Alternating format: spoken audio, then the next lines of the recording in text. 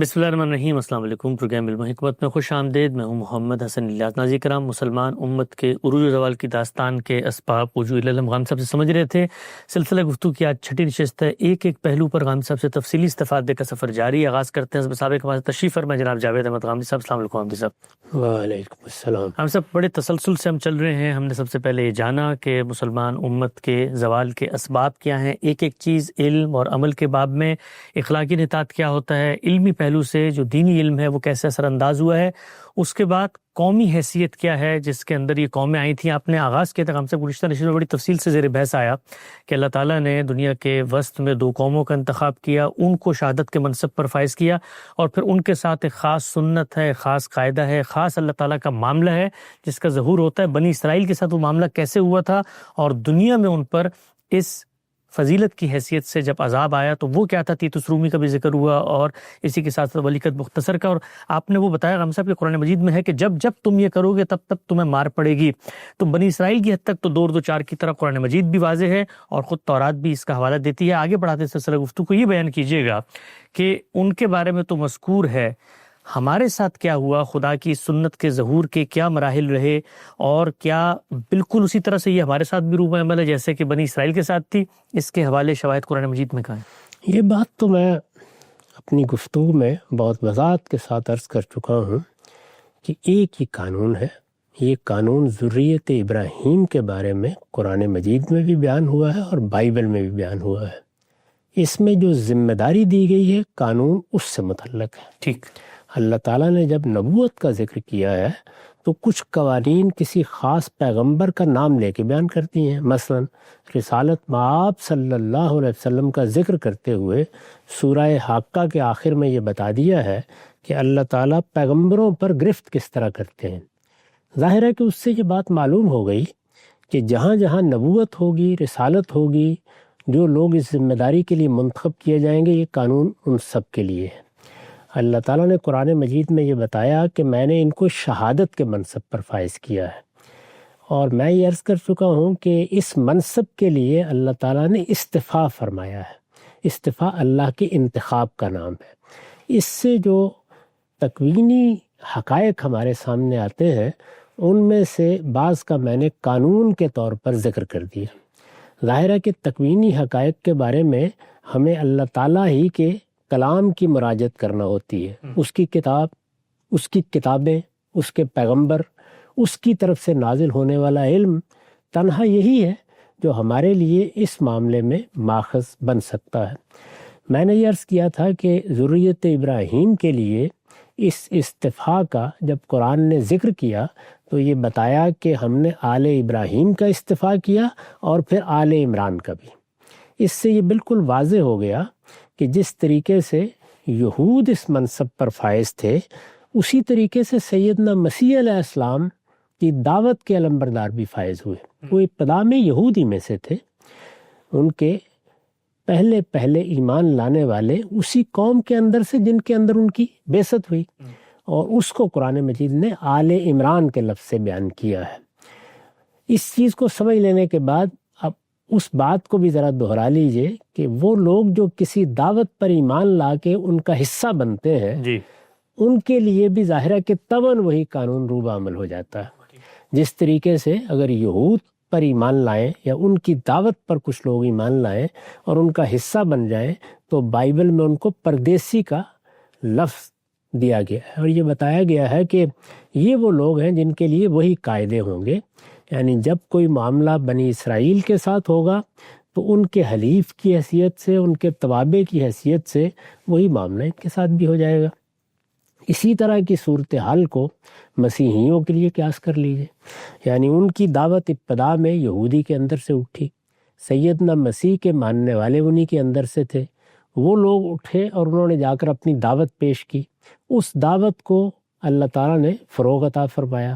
اس کے مراحل کیا ہیں، اس میں کیا چیزیں ہوئیں، وہ اس وقت ہمارا موضوع نہیں ہے۔ بنی اسماعیل کے بارے میں عرض کر چکا ہوں کہ ان کے فرمان تقرری میں یہ بات واضح کر دی گئی تھی کہ ان کو اسی طریقے سے شہادت کے منصب پر فائز کیا گیا ہے جس طرح اس سے پہلے لوگ فائز رہے ہیں۔ یہ بتا دیا گیا تھا کہ یہ در حقیقت مسلمان قومیں ہیں، یعنی ان کا نام ان کے باپ ابراہیم نے مسلمان رکھا تھا۔ یہ یہودیت، نصرانیت ان کے اپنے اختیار کردہ نام ہے، اللہ تعالیٰ کا دیا ہوا نام مسلمان ہے۔ بتا دیا تھا کہ ہوا سمکم المسلمین، یہ تمہارے باپ ابراہیم کی ملت ہے، یہ تمہارے باپ ابراہیم کا دین ہے، اور تمہارے باپ ابراہیم نے تمہارا نام مسلمان رکھا تھا۔ اور یہ بتا دیا کہ من قبل وفی ھذا، یعنی یہ اس سے پہلے بھی مسلمان ہی تھا۔ اس سے یہ صاف واضح ہو گیا کہ یہودیت، نصرانیت یا دوسرے اگر کوئی نام لوگوں نے اختیار کیے ہیں تو وہ ان کا اختیار ہے، اللہ کا دیا ہوا نام مسلمان ہی کا نام ہے۔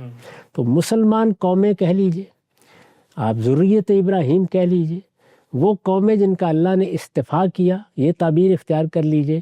یہ جو کچھ ہم بیان کر رہے ہیں یہ ان کے لیے ایک خصوصی قانون ہے۔ ہم نے اس بحث میں جو طریقہ اختیار کیا وہ یہ ہے کہ پہلے اللہ تعالیٰ کا وہ قانون بیان کیا جو قوموں کے عروج و زوال میں کار فرما ہے، وہ سب قوموں کے لیے ہے۔ اس میں اللہ تعالیٰ نے خود واضح کر دیا ہے کہ دنیا کے اسٹیج پر کسی کے لیے دوام نہیں ہے، یہاں قومیں آتی رہیں گی، قومیں جاتی رہیں گی، اور اللہ تعالیٰ کی طرف سے یا ان کے لیے ہلاکت کا فیصلہ ہوگا اور یا ان پر اللہ کا عذاب آ جائے گا، دونوں صورتیں ہوں گی۔ عذاب کس صورت میں آتا ہے وہ ہم بیان کر چکے، یعنی اس سے مراد ہے عذاب استیصال، کسی قوم کا خاتمہ کر دیا جائے۔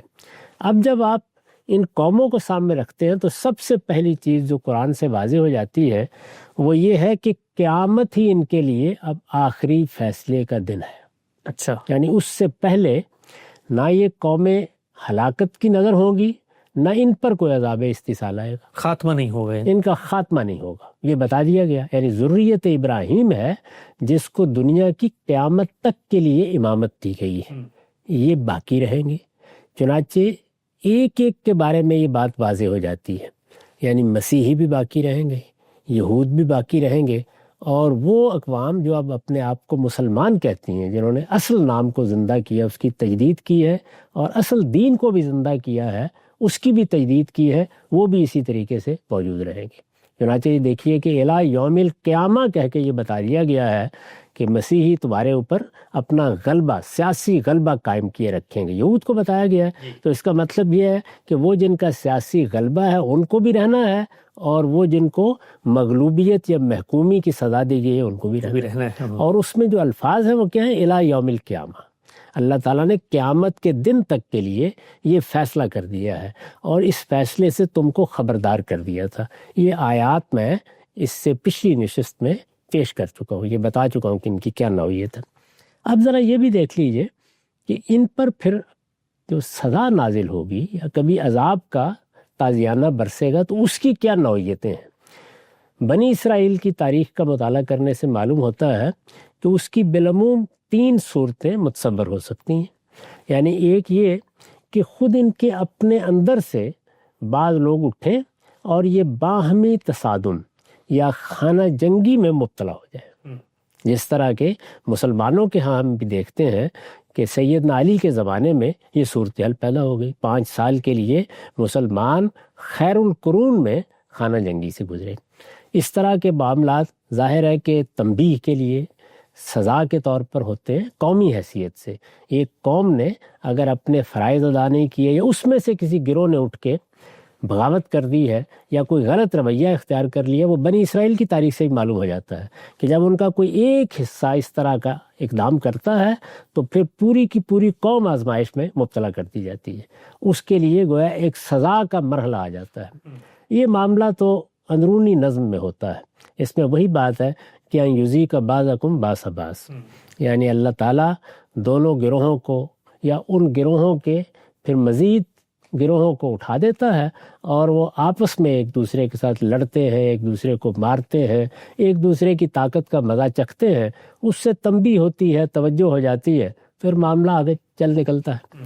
ایک دوسری جو زیادہ سنگین صورتحال ہے وہ یہ ہے کہ باہر سے کوئی قوم آئے، یعنی مسلمان ہیں، ظاہر ہے کہ وہ اپنی ایک الگ شناخت رکھتے ہیں، ان پر یہود پل پڑے، یہود ہیں ان پر مسلمان پل پڑے، یا ان پر مسیحی آ کے حملہ آور ہو جائے، یہ مختلف صورتیں ہو سکتی ہیں۔ تو یہ جتنی صورتیں بھی ممکن ہو سکتی ہیں وہ پھر باہمی جنگ و جدال کی صورت میں ہوتی ہیں۔ یعنی ایک یہ ہے کہ جس گروہ کو اللہ تعالیٰ نے ذمہ داری دے رکھی ہے، خواہ وہ بنی اسرائیل ہیں الگ سے، خواہ وہ بنی اسماعیل ہیں، خواہ وہ آل عمران ہیں، جو بھی ہیں، ان کے اندر کوئی اس نوعیت کا معاملہ ہو، اور ایک یہ کہ خود ان کے درمیان کوئی اس طرح کا معاملہ ہو جائے، تو اس میں بھی ظاہر ہے کہ ایک عذاب کی نوعیت پیدا ہو جاتی ہے، اللہ تعالیٰ کی طرف سے سزا ہوتی ہے، اور وہ ایک دوسرے کی طاقت کا مزہ چکھ لیتے ہیں۔ تیسری صورت یہ ہو سکتی ہے کہ دنیا کے اندر ان کو دوسری قوموں سے کوئی ایسا سابقہ پیش آ جائے، یعنی کوئی باہر کی قوم اٹھا لائی جائے اور وہ ان کی پیٹھ پر عذاب کا تازیانہ برسا دے۔ تو یہ تینوں صورتیں ہم بنی اسرائیل کی تاریخ میں بھی دیکھتے ہیں، قرآن مجید نے ان کی سرگزشت سنائی ہے، بائبل میں ان کی پوری تاریخ بیان ہوئی ہے، ہم یہ مسیحیوں کی تاریخ میں بھی دیکھتے ہیں، ہم یہ مسلمانوں کی تاریخ میں بھی دیکھتے ہیں۔ تو اب ذرا یہ دیکھیے کہ مسلمانوں کے ہاں اس کی کیا نوعیت ہوئی۔ اگر آپ تاریخ کا مطالعہ کریں تو آپ کو جگہ جگہ ایسی کاوشیں نظر آئیں گی جس میں حوصلہ مند لوگ اٹھتے ہیں اور اقتدار کی جنگ خود مسلمانوں کے اندر پیدا ہو جاتی ہے۔ جی، اس کی بہت سی مثالیں ہیں، ظاہر ہے کہ وقت صرف ہوگا، ورنہ یہ ہے کہ وہ بہت سی مثالیں دی جا سکتی ہیں۔ میں نے عرض کر دیا کہ خیر القرونی میں اس کی ایک بڑی مثال سامنے آ گئی۔ پھر اس کے بعد بنو امیہ کو جب بنو عباس نے بے دخل کیا تو اس وقت بھی اسی نوعیت کی صورتحال پیدا ہوئی۔ یہ جانتے ہیں ہم کہ کس طرح سے وہ ایک دوسرے کے لیے عذاب بن گئے، جی، اور بنو عباس نے فتح پانے کے بعد بنو امیہ کی قبریں تک اڑا دی۔ تو یہ سب معاملات اندرونی طور پر ہو رہے ہیں، اس طرح کا معاملہ ہوتا رہا۔ مسلمانوں کے ساتھ بالکل اسی طرح سے جیسے بنی اسرائیل کے ساتھ ہوا ہے، پہلی مرتبہ باہر سے یہ معاملہ اس وقت ہوا جب چنگیز خان کی اولاد ان پر حملہ آور ہوئی۔ اچھا، اور یہ دیکھ لیجئے کہ چنگیز خان کی اولاد کا یہی حملہ ہے جس نے بغداد کی اینٹ سے اینٹ بجا دی۔ اللہ تعالیٰ کا یہ کرم تو ہوا کہ وہ حرم کی طرف نہیں بڑھے۔ بنی اسرائیل کی تاریخ میں تو ہم یہ پڑھتے ہیں نا کہ نبوکدنضر نے جب حملہ کیا تو یروشلم پر کیا، اینٹ کی، اور یروشلم کو اس نے تاخت و تاراج کر دیا، ان کے ہیکل کو، اس عبادت گاہ کو، بیت المقدس کو زمین بوس کر دیا، تورات کو انہوں نے اپنے قبضے میں لے لیا اور معلوم نہیں کس طریقے سے برک کر ڈالا۔ چنانچہ بعد میں تورات کو نئے سرے سے ترتیب دینا پڑا۔ تو وہاں نوعیت یہ ہوئی۔ ان کے بارے میں قرآن مجید یہ کہتا ہے کہ وہ ایک گردن کش قوم ہے بنی اسرائیل، تو وہاں سرکشی کی سزا ہے جو زیادہ سخت ہوتی ہے۔ مسلمانوں کے ہاں یا مسیحیوں کے ہاں نوعیت سرکشی کی نہیں ہے، باہمی نزاعات میں اس میں یہ ہے کہ جب آپ دین کے معاملے میں یا اعلیٰ اخلاقی حقائق کے معاملے میں غلط رویہ اختیار کرتے ہیں تو جس طرح کہ میں نے عرض کیا کہ ایک تو ہے کہ سرکش ہو جائے، یعنی خدا کے مقابلے میں سرکش، دین کے مقابلے میں سرکش، شریعت کے مقابلے میں سرکش۔ ایک یہ ہے کہ غفلت ہے، تکاسل ہے، بے پرواہی ہے، انسان حرص و ہوس کا شکار ہو گیا ہے، دنیا پرستی نے اس کے اندر ایک بے پرواہی یا لاؤبالی پن پیدا کر دیا ہے۔ یہ ایک چیز ہے جس کو ایک ہی لفظ سے تعبیر کیا جائے تو گویا غفلت ہے بنیادی طور پر، یعنی یہاں سرکشی نہیں ہوتی۔ ایک دوسرے یہ ہے کہ جو دین کے معاملے میں کوئی خرابی پیدا ہوئی ہے، یا علم کے معاملے میں خرابی پیدا ہوئی ہے، اس کی نوعیت تعویل کی غلطی کی ہے، یعنی سرکشی جس کو قرآن کہتا ہے بغیم بینہم، وہ صورت نہیں ہے، تعویل کی غلطی ہو رہی ہے، چیزوں کو سمجھنے میں غلطی لگ رہی ہے۔ وہ غلطی بڑی سے بڑی بھی ہو سکتی ہے اور چھوٹی بھی ہو سکتی ہے۔ تو چھوٹی غلطیوں کے معاملے میں تو میں نے عرض کر دیا کہ تنبیہات ہوتی رہی ہیں، وہ آپ کو تینوں کی تاریخ میں مل جاتی ہیں۔ لیکن اگر کوئی بڑی غلطی ہوئی ہے تو اس غلطی پر پھر سزا بھی اس کے لحاظ سے ملتی ہے۔ اس کے بعد تیسرا مرحلہ ہے سرکشی کی بنیاد پر سزا۔ اس کو قرآن نے فساد سے تعبیر کیا ہے، اور سورہ بنی اسرائیل میں بتایا ہے کہ تم نے 2 مرتبہ معاملہ فساد تک پہنچا دیا۔ ہاں یہ بیان کیا گیا ہے کہ اللہ کے نوشتے ہی میں یہ چیز طے تھی کہ تم دنیا میں 2 مرتبہ ایک بڑا فساد کرو گے۔ تو پہلی مرتبہ یہ فساد انہوں نے کم و بیش 1000 سال کے بعد برپا کیا، جس کا نتیجہ یہ نکلا کہ اللہ تعالیٰ ایک پوری قوم کو باہر سے اٹھا لائے اور پھر اس کے بعد نبوکدنضر نے کس طریقے سے ان کو تباہ و برباد کر دیا. یہ اسیر بنا لیے گئے، اس کا ہم ذکر کر چکے ہیں، کم و بیش 70-71 سال کی اسیری ہے جس میں یہ رہے ہیں، اور یہ انحطاط کا زمانہ 200-300 سال کا زمانہ بن جاتا ہے. یہی صورتحال دوبارہ بھی ہوئی، وہاں پر بھی سرکشی اختیار کی انہوں نے. سیدنا مسیح کو دنیا سے رخصت کر دینے کے درپے ہو گئے، صلیب دینے کے درپے ہو گئے، اور جس طریقے سے صلیب دینے کے درپے ہوئے اس کو آپ پڑھیے تو یہ محسوس ہوتا ہے کہ جب مذہبی جماعتیں سرکشی اور فساد اختیار کرتی ہیں تو معاملہ کہاں تک پہنچ جاتا ہے. اس کے نتیجے میں عرض کر چکا ہوں کہ تیتس رومی نے ان پر حملہ کیا، اور اس کے پھر بڑے غیر معمولی نتائج ہیں. اسی طریقے سے بربادی ہوئی، اسی طرح یہ وہاں سے نکال دیے گئے، اسی طرح سے ہیکل کو زمین بوس کر دیا گیا، اسی طرح یہ دنیا بھر میں بکھیر دیے گئے. مسلمانوں کے ہاں ان کی پوری تاریخ میں سرکشی کی اس طرح کی کوئی چیز نہیں ہوئی، یعنی ایسا معاملہ کبھی نہیں ہوا. فکری انحرافات پیدا ہوئے، فکری انحرافات ہیں، یا یہ ہے کہ کچھ گمراہیاں اختیار کر لی گئی ہیں، کچھ بدعتیں پیدا کر لی گئی ہیں.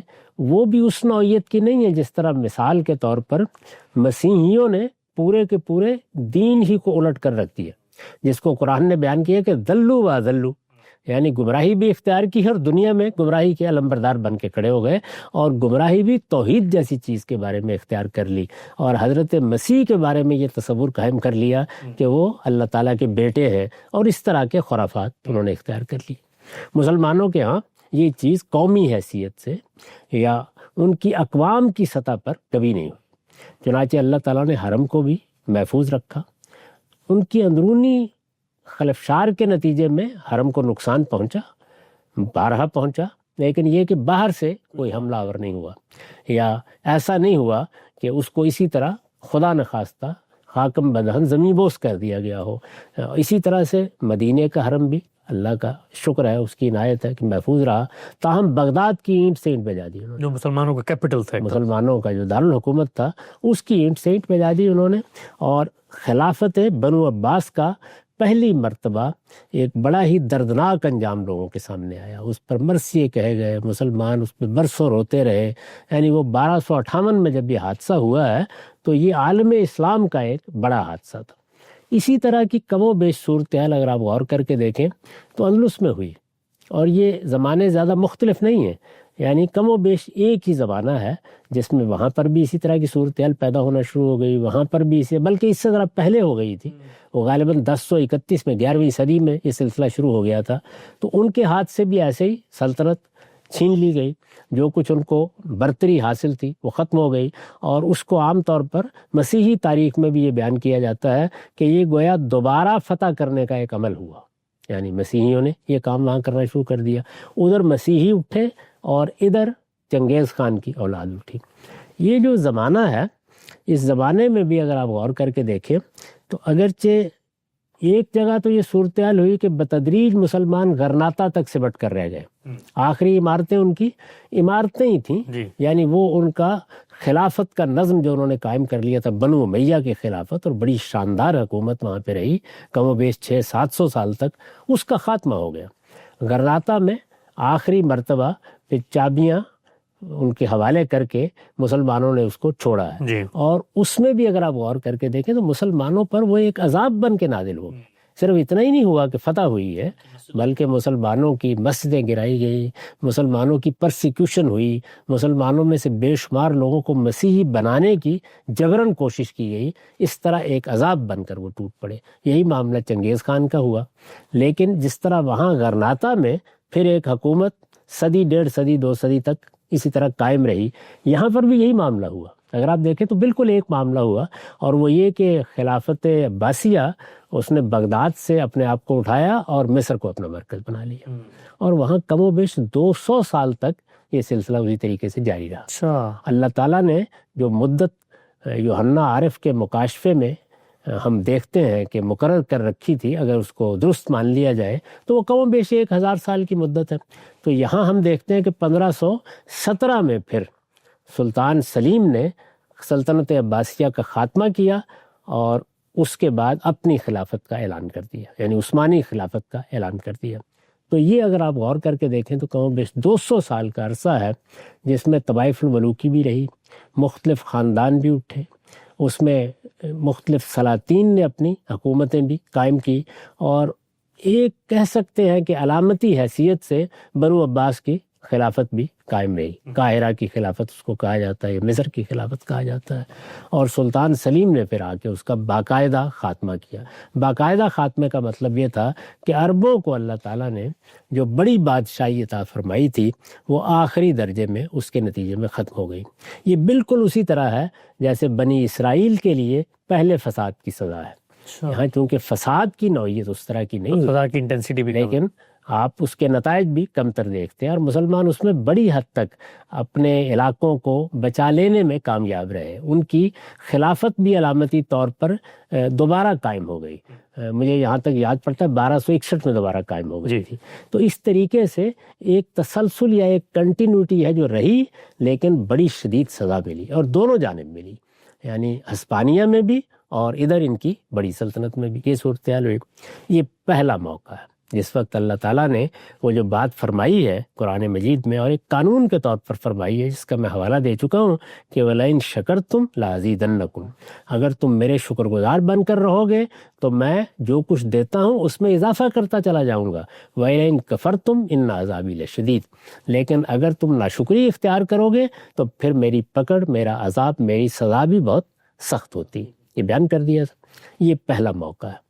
اس کے بعد اللہ تعالیٰ نے پھر گویا سنبھلنے کی ایک صورت پیدا کی، اور تنبیہ ہوگی ان قوموں کو، بار بار تنبیہ ہوئی، بہت بڑے پیمانے پہ ہوئی۔ عربوں کو تو اللہ تعالیٰ نے پھر اس مقام سے گویا معزول کر دیا، اس کے بعد اس طرح کی خلافت ان کو پھر میسر نہیں ہو سکی کبھی بھی۔ لیکن ان کی جگہ اب یہ توابع میں، یعنی جو لوگ ان کی دعوت پر مسلمان ہوئے، پہلے بھی میں عرض کر چکا ہوں کہ یہ حیرت انگیز واقعہ ہوا کہ مسلمان تو مفتوح ہو گئے لیکن اسلام فاتح رہا، اور جو لوگ اٹھے تھے وہی چنگیز خان کی اولاد، انہی کے اندر سے لوگ مسلمان ہونا شروع ہوئے، یہاں تک کہ پھر عثمانیوں نے جب یہ نظم سنبھالا تو گویا چنگیز خان کی یا تاتاریوں کی یا منگولوں کی وہی اولادیں ہیں کہ جو مسلمانوں کے ہاں خود اسلام کی علمبردار بن کے کھڑی ہو گئی۔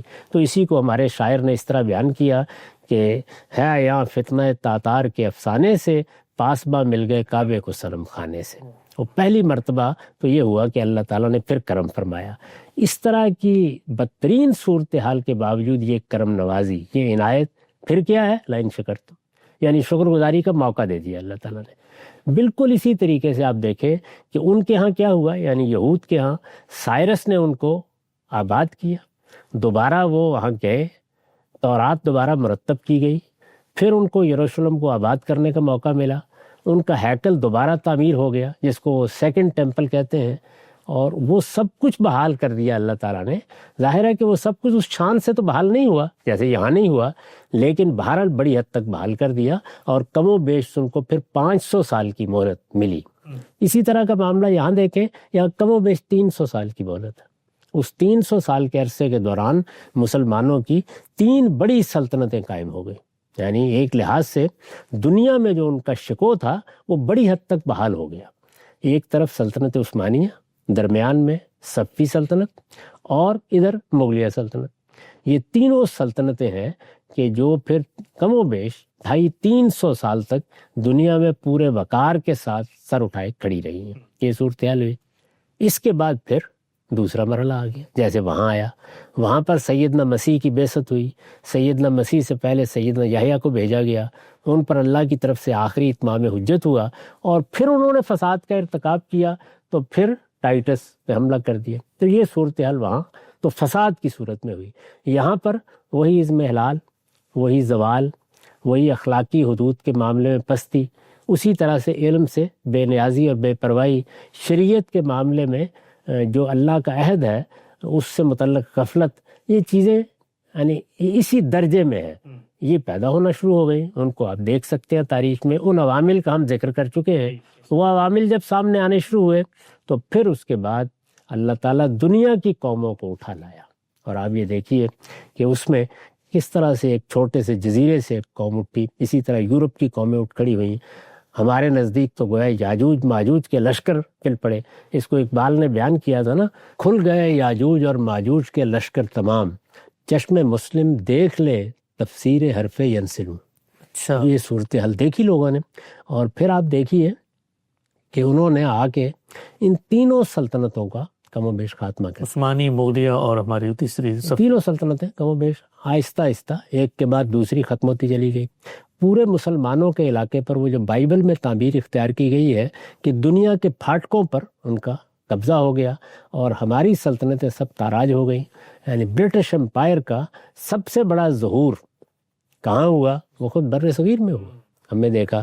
اور یہاں تک کہ پھر ہمیں معلوم ہے کہ سلطنت عثمانیہ کو بھی پہلی جنگ عظیم میں شکست ہو گئی، اور اس کے بعد ایسے لگتا تھا کہ جیسے بالکل وہی منظر سامنے آ گیا ہے، یعنی جزیرہ نما عرب میں بھی برطانوی حکومتیں قائم ہوئیں، اور ہم نے یہ دیکھا کہ بس یہ ہے کہ وہی 2 شہر باقی رہ گئے، یعنی باقی دنیا پر یہ معلوم ہوتا تھا کہ غلبہ قائم ہو گیا ہے۔ وہ جو تعبیر آئی ہے بائبل میں جس میں بتایا گیا ہے کہ مقدسوں کی لشکر گاہ اور عزیز شہر میں داخل نہیں ہو سکیں گے، تو اس طرح کا نظارہ بھی بڑی حد تک دنیا نے دیکھ لیا، اور مسلمانوں کو جو تنبیہ ہونا تھی وہ آخری درجے میں کی گئی۔ جس طرح چنگیز خان کے حملے میں ہوا تھا، یہ دوسری مرتبہ بہت بڑے پیمانے پر ہوا۔ دوسری مرتبہ جب یہ معاملہ ہوا ہے تو اس میں بھی دیکھیے کہ پھر وہی ہوا، یعنی اللہ تعالیٰ نے وہاں کیا کیا تھا؟ وہاں یہ ہے کہ وہ لوگ جو حملہ آور ہوئے تھے وہ مسلمان ہو گئے، انہوں نے ایک نئی سلطنت قائم کر دی۔ یہاں جو قومیں حملہ آور ہوئی تھیں ان پر آسمان ٹوٹ پڑا، آپس میں اور دیکھا کہ ان کی آپس کی جنگ نے پہلی اور دوسری جنگ عظیم کو وجود بخشا، اور اس سے غیر معمولی نتائج نکلے۔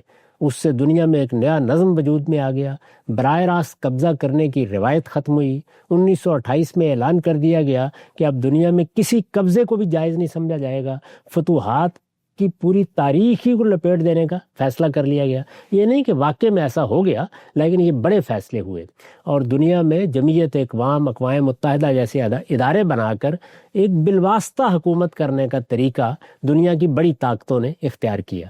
اس میں مسلمانوں کی 57 حکومتیں وجود میں آ گئی، حیران کن۔ یعنی آپ یہ دیکھیے کہ کتنے بڑے زوال کے بعد اور کس طرح کی صورتحال اور محکومی اور غلامی کا ایک پورا دور، جس میں ہمارے بعض شاعروں نے نوحے لکھے، یعنی آپ حالی کی مسدس کو پڑھ کے دیکھیے جس میں وہ کس طریقے سے وہ ساری داستان بیان کرتے ہیں، اور پھر ان کی وہ نعت اے خاصہ اے خاصان رسول وقت دعا ہے، امت پہ تیری آ کے عجب وقت پڑا ہے۔ یہ صورتحال دیکھی لوگوں نے، خود اقبال کے ہاں آپ کو غلامی کے بارے میں، محکومی کے بارے میں جو ایک درد انگیز آہ ملتی ہے، ظاہر ہے کہ اسی دور کا نوحہ ہے۔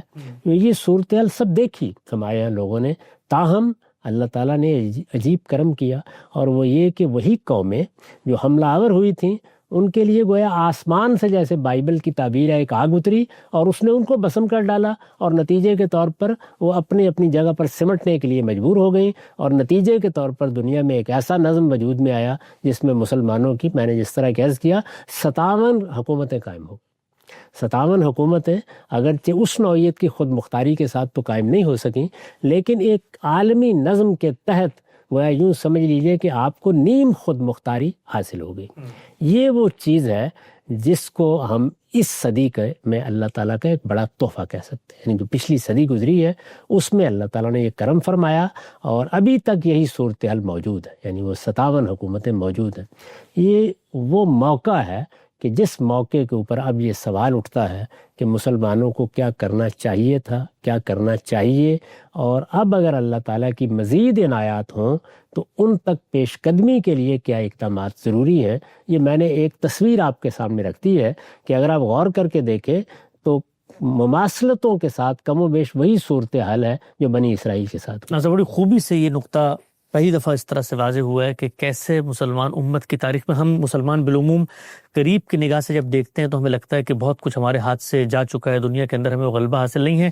صاحب تھوڑی سی میں چاہتا ہوں ذرا ایک تصویری جھلک، کیونکہ آج کی جو نسل ہے ان کو یہ اندازہ نہیں ہے، ہم لوگ پیدا ہوئے ہیں، ایک نیا ورلڈ آرڈر بن چکا ہے، اس میں اقوام متحدہ یہ سب چیزیں ہیں، 57 ممالک ہیں، وہاں پر ہمارے شہر پہ قبضہ ہو جاتا ہے۔ ہم اس پہ تفصیل سے بات کریں گے، لیکن صرف میں تصویر جاننا چاہ رہا ہوں کہ ماضی میں جس وقت چنگیز خانی کے آپ اس کو لے لیں، جب اس طریقے سے مغلوب ہوا جاتا تھا عالمی سطح پر، تو اس میں قوموں کے ساتھ ہوتا کیا تھا، یعنی ان کی عورتوں کے ساتھ کیا ہوتا تھا، ان کے بچوں کے ساتھ کیا ہوتا تھا، تاکہ وہ تصویر واضح ہو سکے تھا کہ اس وقت جو ہونا تھا ہمارے ساتھ وہ نہیں ہوا اور کیا کچھ ہو چکا ہے۔ دیکھیے بات یہ ہے کہ جو فتوحات کا زمانہ رہا ہے اس میں تو بنی اسرائیل کے ساتھ جو کچھ ہو وہی پڑھ لینا کافی ہے. اچھا. یعنی پہلے حملے میں نے عرض کیا کہ کس طریقے سے پورا شہر برباد کر دیا گیا.